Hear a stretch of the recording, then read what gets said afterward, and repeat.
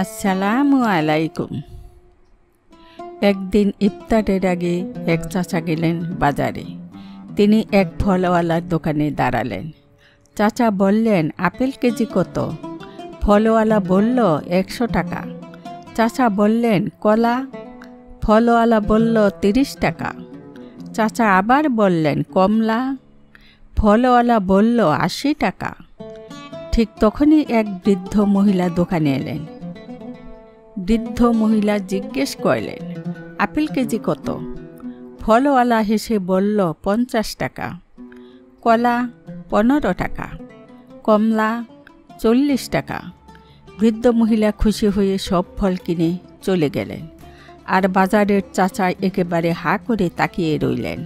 মনে মনে ভাবলেন, আরে আমার সাথে দাম বেশি, আর বৃদ্ধ মহিলাকে এত কমে দিল কেন?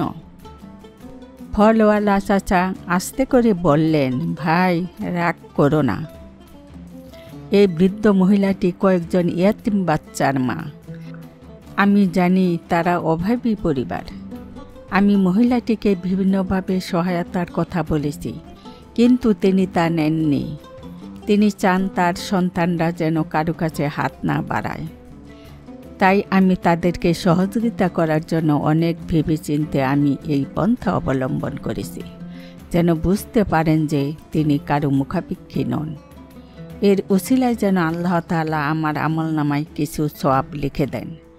আল্লাহর কসম, সপ্তাহে সে মাত্র একবার আসেন, আর যেদিন তিনি আমার দোকান থেকে কিছু কিনে করে নিয়ে যান, সেদিন আমার প্রচুর ব্যবসা হয়, অনেক লাভ হয়।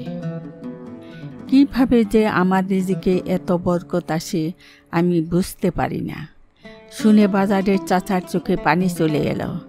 তিনি ফলওয়ালার মাথায় হাত রেখে বললেন, আল্লাহ তোমার দোকানে অনেক বরকত দিন।